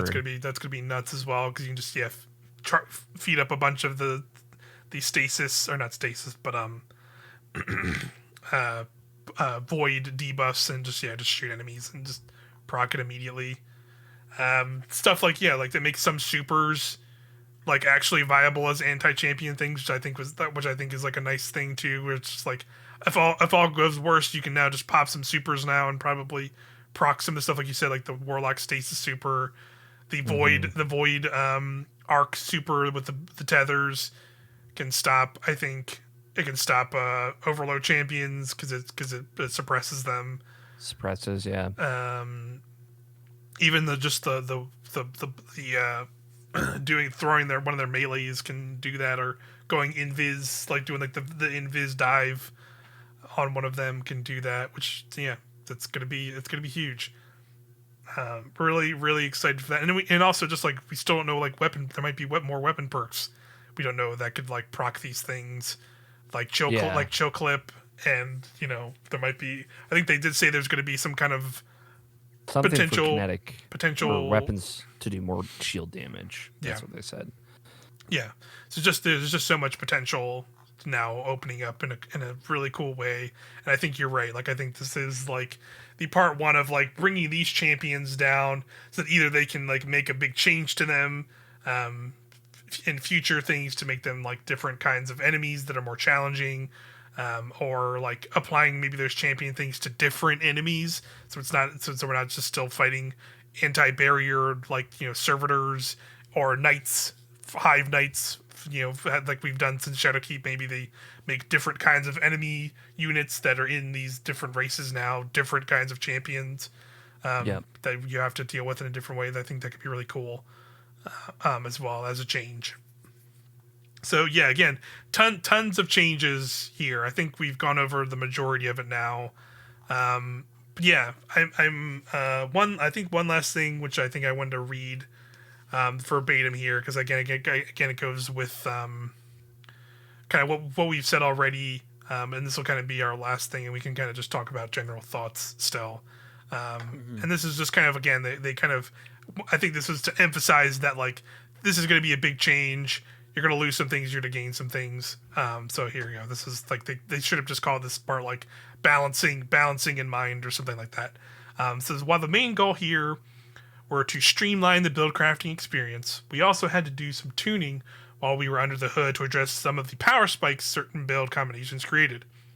As we said previously, we looked at every single mod, and some were changed, moved to other slots, transitioned to other abilities, or removed. With the removal of armor energy type and the consolidation of mechanics into armor charge, some mods became redundant and were removed. Some ability energy gains, stat bonuses, and weapon damage bonuses for mods have been reduced, though we've also added some new mods to expand your possibilities. So there will be also new mods we haven't seen yet, so that's cool. Yeah. Not all previous builds are going to be able to be recreated one-to-one, but the system has been changed enough to open up a lot of new possibilities with new mods and ability combinations. An example of mods that aren't coming back for the ride are Warmind Cells, like we mentioned. Rest in peace, Warmind Cells. These are a relic of a different time and had already been nerfed in the past. They had a good run, but these mods will be deprecated and no longer available starting in Season 20, which is Lightfall, to make for new options to consider when crafting a preferred combat style. So like they even said it right there, like, so that maybe we will see some of these new mods might be a new combat style we just don't know about yet. That replaces them, so that could be really cool. But I think that might just be potentially in the future as well. But yeah, that pretty much gives me the ultimate feel of like, we can sit here and kind of theory craft and be excited. I am very excited for all of these changes, just because it's a big new thing.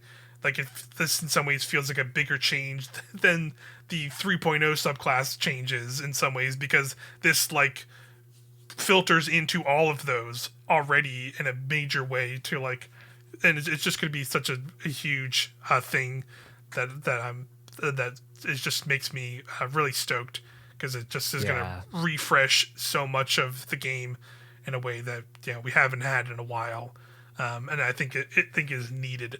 So I'm really stoked for these build crafting changes. Definitely seeing like the sentiment around a lot of the major voices in the community is just like, hey, Destiny just needs a shakeup in a big way, right? Like obviously Lightfall is that in a lot of aesthetic and potentially narrative and gameplay ways, with the grappling hook and just it being an urban environment like we talked about before.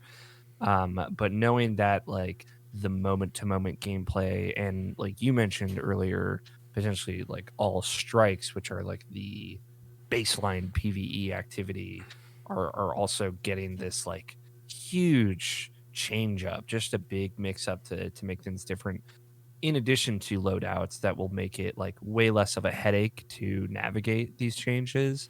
It just feels like 3 big wins back to back to back.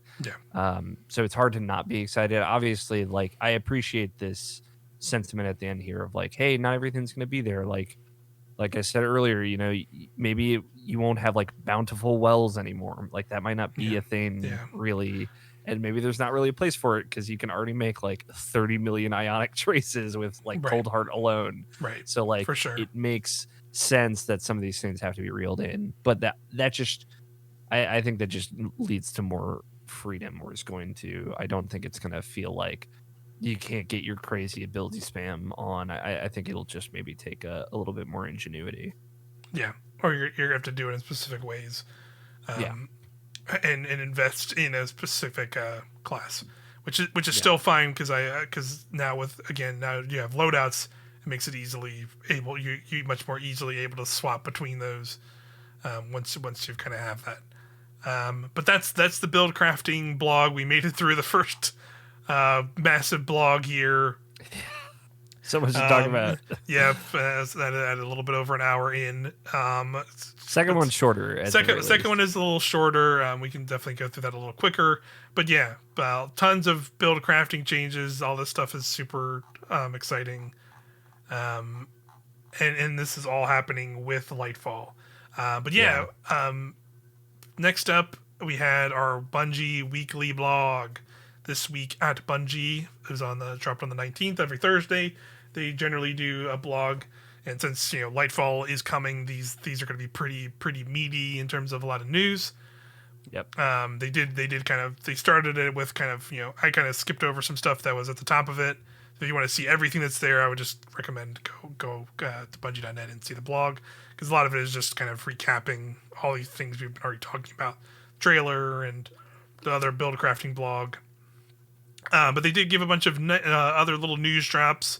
Again, they've kind of been patching. They've been doing patches each week, which have actually been pretty substantial, because it seems like they're doing these patches like with the lead up to Lightfall in mind, to prep for that more or less. Like they, last week was all the mods. This week, they increased the red border drop rates for all raids and dungeons, or mainly the duality dungeon, because that's the one that has red borders. Yeah. Great change. Again, immediately I've not ran Deepstone Crypt or any of the Deepstone or any of the current raids that have red borders to see how much that's changed. I'm very curious. I've not really seen people talking about it, which I'm kind of surprised by. I did run Deepstone Crypt this week, and I got all armor. So, although a couple people that were with me, I think 3 red borders were dropped in total. Yeah, that's significant. Immediately significantly more than I think the majority of the runs I've had since this has happened. So it's better. It's maybe not the best. It's still, just keep that in mind. But it is better. It is better, and not to mention, like, probably pretty much when this episode will be live will be the new weekly reset. And Deepstone Crypt is the raid on rotation, so definitely time to get those grinds in. Time to get those grinds in. I need to finish that trusty. I think I need one more trusty, and then I'll be able to craft it. And then I want to start working on that sniper as well. So I'm pretty stoked for that. Good change. That was very much needed, especially with like Deepstone, where it only has one guaranteed compared to the other two raids, where you can at least get 2 guaranteed red borders at the end.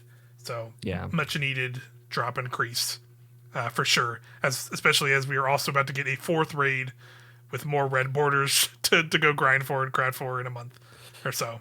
Which we also know now, speaking of that raid, we learned the same blog. Lightfall raid, March 10th. That is a Friday.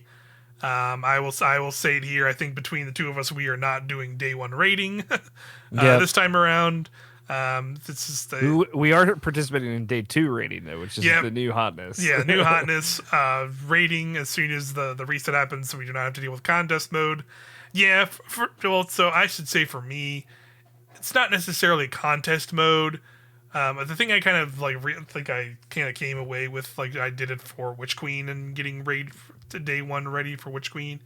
I think more what it was like I feel like I appreciated some of that end post Witch Queen content a lot less because I just blasted through all of it to get to the point where I could grind it. So like stuff like the Parasite exotic quest and doing some of the other quests, like start getting the glaives and grinding a million well springs and all this other stuff, and just like I think I was unable.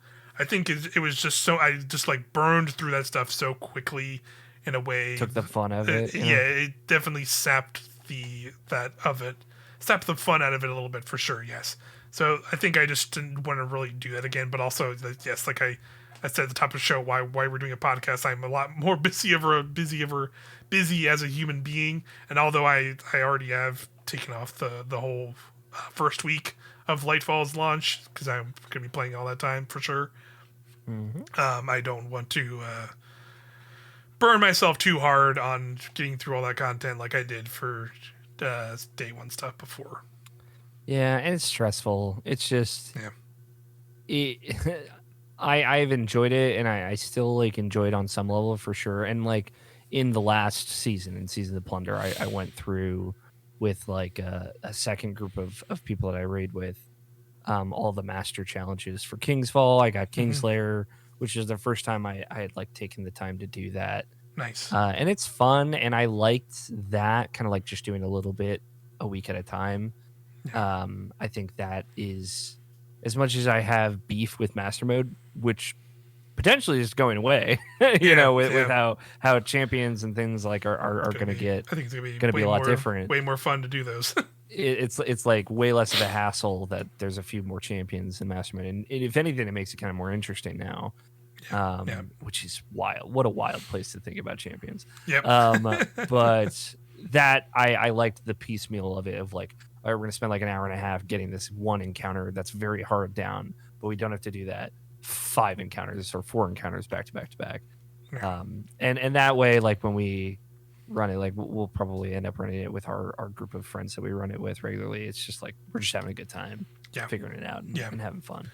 Yeah, exactly. That's more fun to me, is especially the first time. You don't want to like ruin it the first time. Yeah, and that's some of it too, is where it's just like every time we've tried it with the group, like it's cool being able to like go into the raid and like see stuff for the first time yourself, and avoid like the internet putting video of it everywhere, and or being Twitch streams or which that still can be fun to watch, but like I do still like the feelings of like just going in there and trying to figure stuff out, and like I did enjoy that when we did try it for the Witch Queen raid.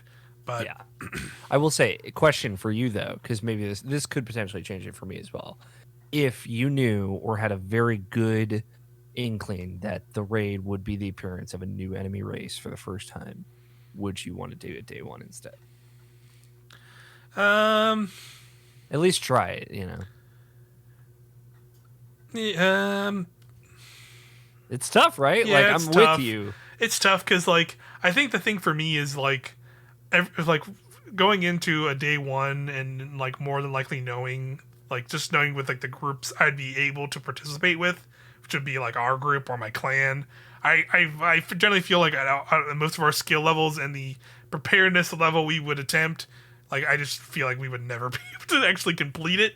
So like while it's like I feel like that will ultimately like outweighs a lot of other things for me. Yeah. As cool as it is to see all the new stuff, being able to only just like get like a quarter of the way through the raid, and then just kind of having to stop is like Yeah, might as well wait. Exactly. Like it's just kind of like I'd rather still just wait, wait a day and just do it then and have a good time, and be able to experience the whole thing at once rather than just like trying to do it with our group, and then we are doing it for hours and hours, and then everyone just kind of gets burnt out, and then it's like, well, do we try and pull other people in? People aren't going to want to be pulled in though, because then they're being pulled in like the third encounter of this raid, or am I going to go try and like jump on LFG with a bunch of random people who have like also been doing this for hours upon hours and are miserable? Like it just it's just true.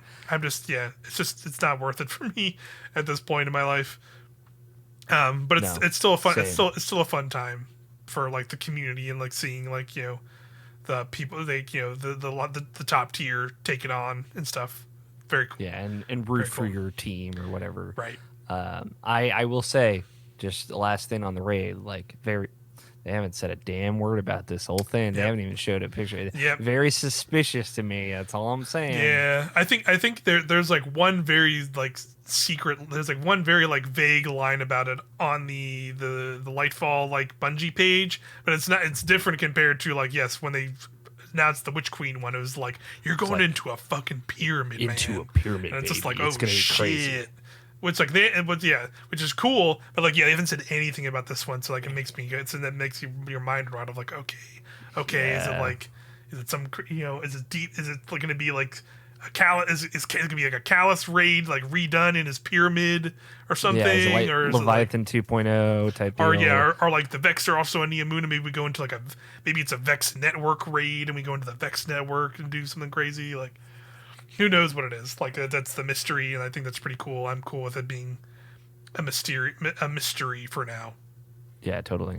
More news bits, as we mentioned at the top of the show. The next one, no more blue drops after the soft cap. Destiny 2 is saved, everyone. We did it.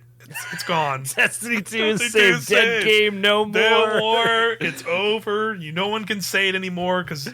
The blues after soft cap are gone. Period. And and I should mention that's not a Lightfall change. That is like this will also be this week. Like when this podcast goes live, or Wednesday change.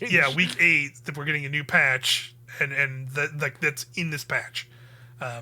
Blues will stop dropping after the soft cap. Now in game. The thing is, like, this gives us just enough time to like not have to deal with blues for a little while, and then when we get back into Lightfall and have to level up again, it's like, oh, blues, I missed you. I need you now. Look at this. This is so nice. Infusion fodder, my favorite. Infusion fodder. It's beautiful. And then one other thing they did mention with this too is with blues going away, they're also increasing the gunsmith rep gain.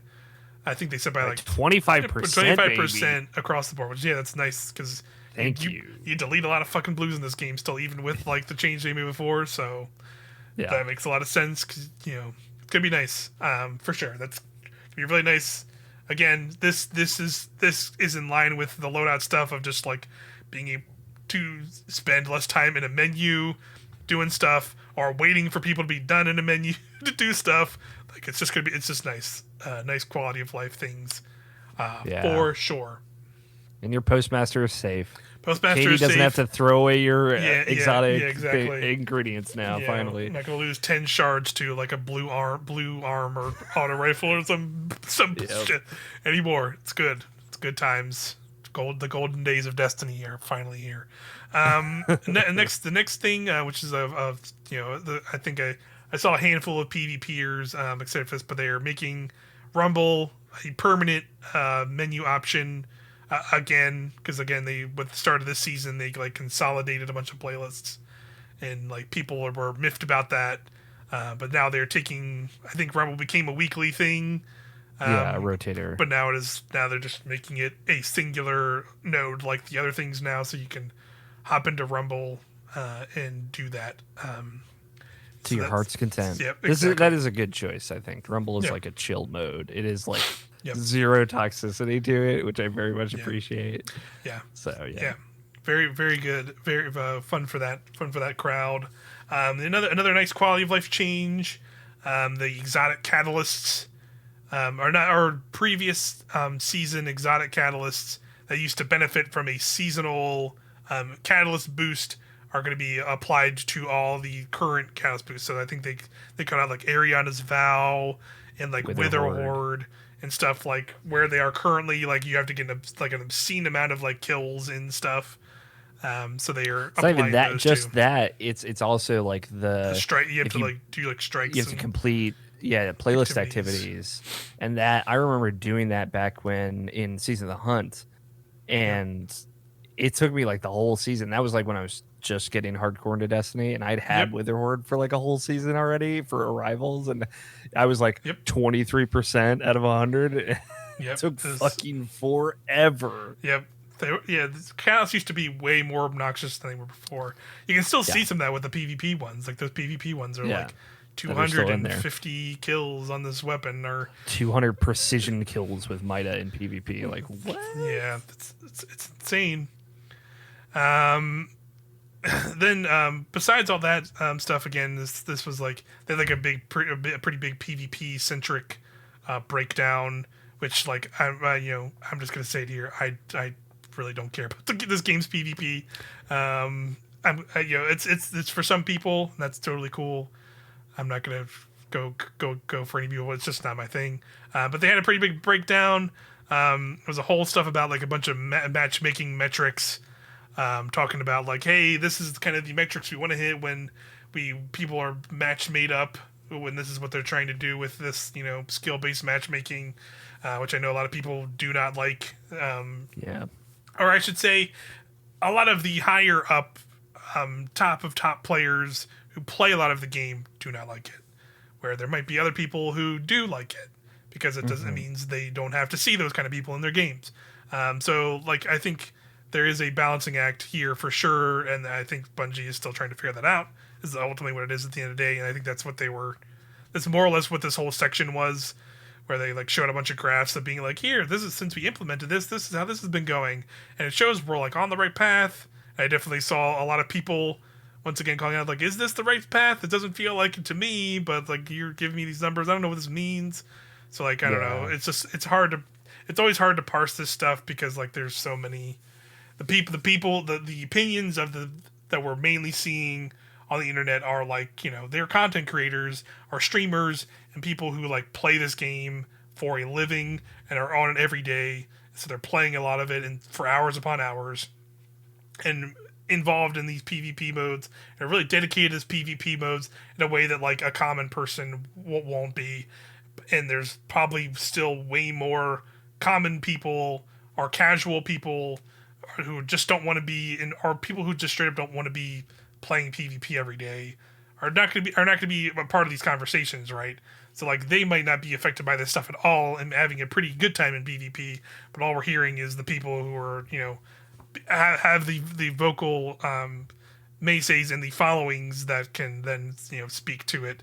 And not to say, and again, I'm not saying that like their opinions aren't valid or anything, but that's just it's skewing. It's like they're trying to play the balancing act between these, like where you can hear these conversations from these creators all day, but there's like a larger crowd you're probably not actually hearing a conversation from that it, like will also be affected by like if they just just listen to these particular groups of people, right? Yeah. So difficult stuff. Difficult stuff. Talk to that community too. I the graph is one thing and the conversation and it's another. Yeah. I do appreciate the continued updates. I know there's also like a sentiment that Bungie doesn't care about PvP, and I just got to throw it out there. Like they're talking about it like almost every month. Yep. All the time. They're changing stuff all the time. I know it might not be the changes people want always, but like there have been more new modes in PvP in this last year than there have been for like the last 5 years in Destiny. Yep. They are listening and trying at the very least. Like they're not like they don't not care. Yeah, they're not just abandoning it like they've done with Gambit. Yeah, Where like exactly. Gambit It's is not not Gambit. like shout out to like they did like I feel like 2 weeks of Gambit labs, and then they never talked about that again. Do you remember that? Like Yeah, they did Gambit yeah. labs That and was. just it's like did it, and I don't think they've ever talked about it again. Is that Haunted season of Haunted? I think you're right. Yeah, I think that sounds Yeah, right. yeah, and I think that was the last time that they updated Gambit with like the shield changes and the invasion changes. Yeah, And like Gambit has certainly felt worse than it does yeah, right now. I like just do all of my Gambit at the first double infamy week of the season. I literally reset twice and then I yep, get out. pretty much. And it's better now than it has been, but yeah, it's still like those Yeah, 4 maps. it's Know, still just the 4 maps. That's that's 4 maps. That's the roughest part about it to me at this point. Yeah, like at this part, it's like I'm not even like I don't even like hate it like I used to. Now it's just like I'm so indifferent to it now at this point. Like I can't care either way because it's still just kind of the same thing, and like they have not really talked about it in any meaningful way. So like they're clearly, I don't know what's going to become of that. I people might not know, but like we both host a Nintendo podcast as well. And I was a big fan of Splatoon 3, and just like a mode like Salmon Run is like what I want for Gambit, right? Where like random stuff can happen. Yeah. And like there are a bunch of unique enemies maybe to that mode.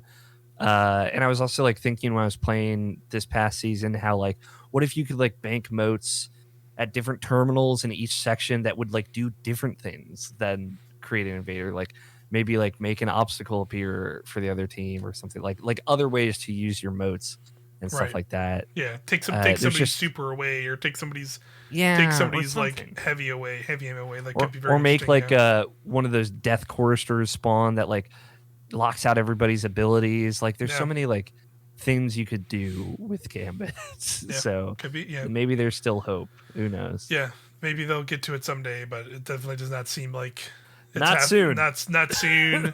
I'm kind of expecting Lightfall to just how they've we still have a lot of marketing trailers and weekly blogs and things to go through before Lightfall comes up, but it's just been a very noticeable silence of for that for sure. So we'll see if anything comes of that. Again, the rest of the blog, again, there was a ton of PvP talk in this, like another big change they're making, which I think they said is like, I don't think it's this week's season. This week's this week's update, but I think it's still coming before Lightfall, and they said they're going to be adjusting the airborne effectiveness of primary weapons back to essentially what they were that's before this week. Oh, that is this week. Wow. Okay, cool. It's the mid-season patch. Wow. Yeah, I'm very curious because I know that was people were really upset about the hot topic. The aerial effectiveness. I'm going to tell you again, I'm somebody who's very PvE centric and playing the game. So like, to me, like I didn't notice a lot of the things people were upset about. But there was very clearly a thing people were really not happy about those changes. So I'm very curious to hear if this will be a big moment for them. They're definitely hitting some outliers with PvP. As with this, a big nerf that's coming is like they're hella nerfing Titan barricades and Titan Rampart barricades and the storm grenades, because those have been very potent. I think some of those nerfs are also coming to PvE, unfortunately, as well, which I think people are going to be a little bummed about. But I get it, because I feel like there's definitely times when I use those even in PvE, and I feel like I'm cheating because it's just like how insane they are. Yeah, class ability cooldowns on Titans and Hunters in particular are being reined in, which makes sense. Like as a Warlock, pretty much exclusively, I have the longest class ability, so they aren't nerfing that, which is interesting. I feel like that could come back around to Warlocks at some point, that being broken. But yeah, I think like with ability stuff, I saw a spreadsheet table of like tier 10 class ability cooldowns, and they're still not that bad. It's like 24 seconds for Hunters instead of 19.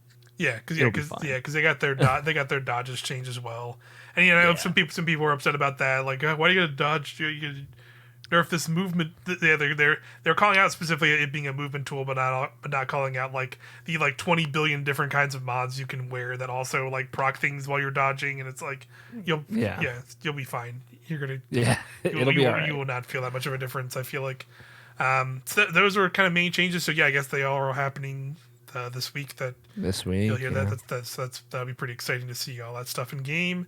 They didn't give us like some teases of other things that are coming with Lightfall, but also post Lightfall in the post Lightfall seasons.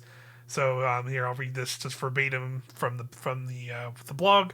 Coming in Lightfall, we're doing a heavy weapon balance pass, adding subclass 3.0 verbs to several exotic weapons, tuning kinetic weapons, and adding a new perk to make kinetic weapons more valuable. That's pretty interesting. Yeah, what does that mean? Yeah, I'm wondering if it's going to be like an origin perk on just flat across the board on kinetic weapons, maybe, or like that. Maybe. I'm definitely curious. Or they're what that like means. inherent ability. They do like what 10% more damage to unshielded combatants is like the whole thing. Sure, maybe it's something more to that then. Yeah, it might be leaning to that. It's very interesting. I don't know. It's tough because like now we're moving to presumably it might not be season 20, but in this year of like having now 3 choices in the kinetic slot, just like the elemental slot, but obviously like that you're always getting an element there. So Right. I don't know. Like, I mean, we're gonna get strand perks and verbs and all that. So I don't know what strand weapons are gonna be like. I'm excited for them. I can say that much. Strand Yep. glaive, fingers crossed, for the glaive gang. Glaive gang. But yeah, I don't know. Kinetic weapons are in such a weird spot. I kind of want like all of them to have osmosis of some form on them, right? Yeah. Like, That'd that be could be a interesting. cool kinetic Like, weapon change. yeah, because I'm thinking of like some of the perks, and I'm sure we will probably have like they always do like it's usually closer to a season or like a big expansion release. They have like a sandbox TWAB that is just like a massive list of like here are all the changes. Because like now like we're moving into a place where like match game is gone. Shields are gonna probably maybe matter less. So what is like a perk like adaptive munitions like do or mean? Like maybe that just gets rolled into basic. Like maybe that just becomes like a rolled in basic thing. Like maybe that's what it is. Like maybe adaptive munitions just becomes an inherent thing on kinetic weapons or something. Yeah, that'd be cool. Like so that excuse me, that like makes sense now in this post non-match game world. Very interesting. Yeah, and said it's coming with Lightfall, so we'll probably hear about some of that. Like definitely, I would imagine we're going to have some kind of sandbox TWAB probably later in February. Big thing here. Hearing about that stuff. Heavy weapon nerf. Get ready. Put those linear fusions in the vault because they're fucking dead in the ground. Yeah. I don't know. I don't know if they'll be that. I know. But I'm right. being dramatic. But yes, but you're right. They're gonna get hit the hardest for sure, though. Yeah, I definitely think they will. I think so as well. I think they will be the ones for sure. What do you think it's gonna be like? That's like the meta. Is it gonna be swords? Is it gonna be grenade launcher, heavy GLs? Is it gonna be heavy machine guns? I'm gonna guess like maybe machine guns. And also maybe still rockets would be my guess. I think like rockets are still going to be good. I don't know about grenade launchers. Like grenade launchers feel to me like it won't be like grenade launchers across the board like the way linears are, where like, you can just like there's like 10 different linears you can use right now in the game, and they're just immediately good. I feel like if it's grenade launchers, it's going to be like a handful of grenade launchers where it's like, oh, this one is going to be cracked, or this thing is going to be super good. That's kind of my feeling, is like it'll be like these one-offs or like some weapon we don't even know about yet, right? Like we're just going to get some crazy exotic in Lightfall, and that's going to be the thing. So I'm definitely curious. For sure, but yeah, I agree. Like I think like we will probably get some hits to linears, and then buffs to some other ones. Like I think machine guns will get some buffs. Maybe we could be back in a whisper meta. Like Whisper the Worm could come back. I can see that. I can see that happening. We're always hoping. Maybe it'll be the heavy sniper meta with Whisper or something. Yeah, very curious what those will be, but who knows?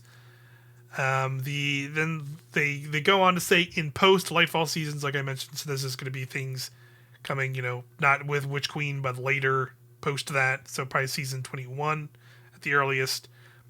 More substantial changes to weapon hipfire reticles with the goal of exposing more information specific to weapon types or exotic functionality.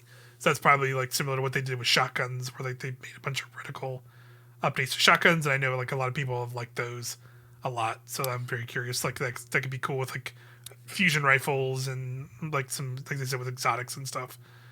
Yeah, be cool. could like show the charge time of the fusion rifle in the reticle, Right. Or like those exotics with meters, like Revision 0. You could maybe put that in the reticle somehow.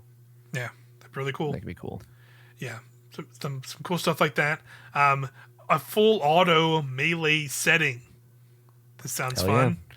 That'd Glaive be fun. gang. Glaive, yeah, it'd be fun for glaives specifically for sure, and like probably some stuff some shenanigans you do with some exotics, for sure.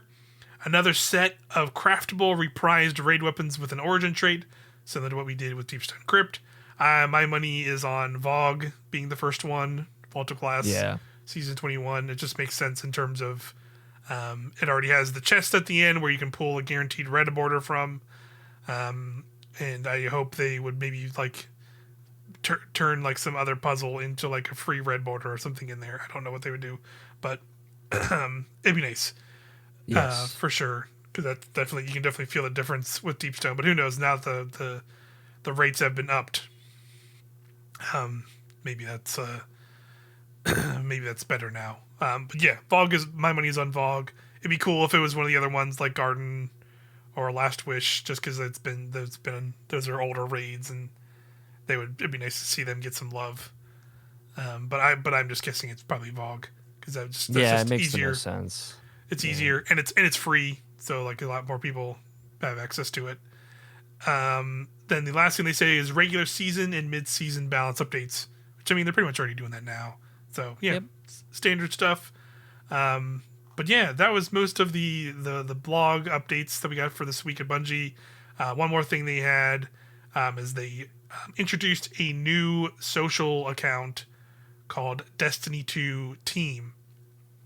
This is basically, so now they can still kind of give more in-depth information for the game when like you start, DMG who had left recently, I think was kind of a big proponent of this, of like, a TWAB would come out and then all of a sudden there'd be like a billion questions about one particular thing on that, and you'd usually be pretty quick to respond and be like, hey, this is what's going on, or like there'd be this conversation on Reddit and they would reply on Reddit.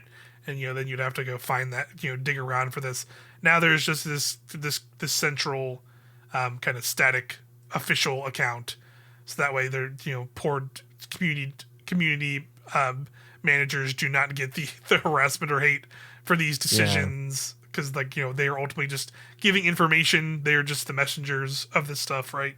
They do not have a say in any of these changes. So, but they definitely them giving that information. Made them targets for sure, which for the toxicity. This is just a general thing. There'll probably still be a-holes who harass this account, but at least now it's just like a general one, so they don't have to deal with it on their personal stuff, at least, which is probably pretty much needed. So it was a good thing. Yeah, and it'll be like a good one-stop source, is what I'm hoping as well. Yeah, good one-stop source. That's Destiny 2 Team. That's their, you can go to Twitter, and then they said that I think in the TWAB they linked like their Reddit username and the Bungie forum username as well. But that's it. That's more or less it. They said upcoming TWABs will have they'll have upcoming TWABs and deeper dive blogs separate from TWABs coming in the next few weeks. They mentioned Strand, so I'm hoping we definitely get like a big Strand blog, start learning about Strand. It's definitely one of the number one things I'm curious about, beside what I mentioned earlier with like the Strike and Vanguard playlist updates. I think those are like the two big things I want to know the most about. But they also mentioned economy changes, so I'm also curious what that means. something I would personally like to hear is more ways to get freaking legendary shards, Yeah. because they're definitely asking a lot more of them throughout the things. Granted, one of the more recent updates made focusing at certain vendors, not as many legendary shards, which is nice. But even as somebody who's like, I'm not some crazy. I mean, I have a lot of legendary shards. I think I'm sitting around like 5,000 ish. But I used to have a lot more because they very clearly know there's people like me or are even crazy, and they have like 6-digit legendary shard counts, and they want those people. They want to feed into those. But there's also people on the very opposite end who are like they're they can't literally get anything because I'm struggling out here. All right. they're struggling out in these legendary shard streets. So I would just hope like even something I have 2 shards to rub together. Exactly. Even something as simple as just like here's a ghost mod that when you equip it, you increase like the amount of legendary shards you get from activities. Like it's literally all they need to do, and that'd be nice. But there's just kind of none of that at the moment. I wonder if some of that economy changes could also involve crafting, because I know they've definitely mentioned ways to get crafting materials outside of just deleting red borders or leveling up weapons. That makes a lot of sense to have some other way to get those, especially when we're about to get a huge dump truck of crafted weapons.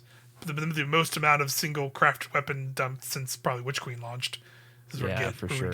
Potentially even more. Yeah, exactly. Because we're going to get Lightfall weapons. We're going to get new seasonal weapons, raid weapons. The destination weapons, the season, the raid, and then potentially a couple more world drops. Yep. Something else, who knows? Exotics, exactly. So we're gonna get like a ton of that. So it makes a lot of sense for them to maybe do some increased drop rates, or increase the amount of even the basic material would be nice. Yeah. Again, them talking about strikes, like we've talked about it a lot, especially with the Heist Battlegrounds playlist and all that, like a legendary strike playlist that has like a chance to give you Ascended Alloy, extra legendary shards, or all of the above potentially. Or what I would really like is bring back. This was early Destiny 2 year one. I think probably the first game had this too, but they had heroic story missions. Yeah, and they kind of have that playlist now, but it's just Witch Queen missions. So maybe with Lightfall, they just maybe combined a playlist that will be there to then you can just run Witch Queen or Lightfall campaign missions. Hell, even take some of the older ones if they could somehow do that. That'd be really cool. Or add them in the future. Put like the Beyond Light campaign missions in there or something.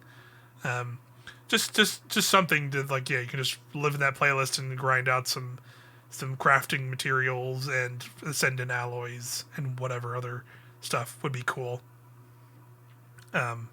For sure. But yeah, that's the blog. I think that's everything. Yeah, we have here for this week here on Helm to Tower, our first podcast in the books. Yeah, talking about Destiny stuff. There's tons of stuff here. Again, I'll have links to the blogs probably in the YouTube video for this. Again, we just want to thank everybody for checking out this podcast here on Helm to Tower. Again, it's good. We're gonna be doing this kind of as our main thing from here on out. It might be we didn't have tons of people stop by the channel. I appreciate it, and they came by for those edited, more kind of beginner friendly kind of guide videos and stuff like. So I do greatly appreciate everybody checking those out. And I did enjoy making them, but it's just a difficult time for me to make that kind of content right now, with current life standings. So this is easier, and ultimately, at the end of the day, the point of this channel was to kind of just talk Destiny, and have an outlet for me and Alex to talk about Destiny, and not completely take over our main Irrational Passions channel for like months on end with whatever is going on in Destiny. But this gives us an outlet, and I'm hoping this will allow us to make stuff have a more frequent uploads to the channel, because it'll allow that edited content that I did previously was kind of sporadic, just because of the nature of having time to actually sit down and edit stuff. Sure. our more elaborate edits and capture footage and stuff. But yeah, thanks everybody for watching. One last thing on that front. I will probably try and maybe cut out some segments of this. So like maybe if you're looking at this and you're like, ooh, a 2-hour podcast, maybe it's not your thing. That's fine. I get it. Even though we enjoy making that stuff a little bit more because it gives us more time to talk about stuff. I might try and cut out some segments of this, of some of the stuff we talked about, into smaller videos, little snippets that people can check out and see what we're talking about here. Cool. For now, this will be a weekly podcast leading up to Lightfall. We're talking Destiny each week, so I hope you come check us out. We're going to be mainly this YouTube video version of the podcast, but I think in the future we will try and get this on podcast services as well. But yeah, Helm to Tower podcast. Thanks everybody.